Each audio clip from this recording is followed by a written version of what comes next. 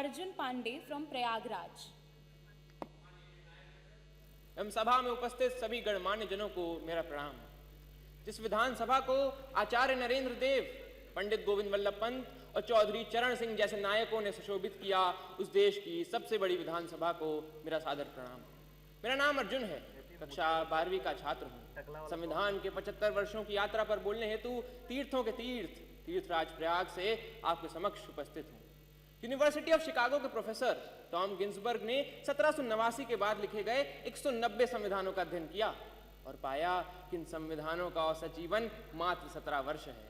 परंतु भारत का संविधान भारत के उत्कृष्ट मानवीय उपादानों का प्रतिनिधित्व करते हुए 75 वर्षों बाद भी आज दृढ़ता के साथ विद्यमान है। यह इसलिए भी क्योंकि भारत का संविधान मात्र 2 वर्ष 11 महीनों के विमर्श से तैयार हुआ एक दस्तावेज नहीं, अपितु 200 वर्षों की सतत साधना से परिणित नवनीत है। ये यात्रा एक राष्ट्र के रूप में हमारी आत्मा का, हमारी सामूहिकता का उत्सव है। प्रसिद्ध जर्मन दार्शनिक इमैनुअल कांट ने अपनी पुस्तक क्रिटिक ऑफ प्रैक्टिकल रीजन में लिखा था कि constitution to be just must achieve the highest level of possible freedom for human individuals. Kant की इसी वैचारिकता को अपनी समस्त समग्रता में समेटने का काम संविधान ने किया और एक समावेशी लोकतंत्र संजोया। भारत का संविधान सिर्फ इसलिए बड़ा नहीं है क्योंकि इसमें 1.5 लाख शब्द हैं, अपितु इसलिए भी क्योंकि इसके पृष्ठों से महात्मा गांधी के हिंद स्वराज, भगत सिंह के क्रांति, अंबेडकर के सामाजिक न्याय और नेताजी बोस के संप्रभु और सशक्त भारत की आकांक्षाएं भी परिलक्षित होती हैं। संविधान की यात्रा सरल नहीं रही है। अगर इसने 24 अप्रैल 1973 को केशवानंद भारती निर्णय के रूप में रक्षा का प्रयास देखा तो 1975 में आपातकाल के रूप में प्रहार भी देखा। संविधान हमारा वह दर्पण है जिसमें हम अपने अतीत को देखते हैं, वर्तमान को समझते हैं और भविष्य को गढ़ते हैं।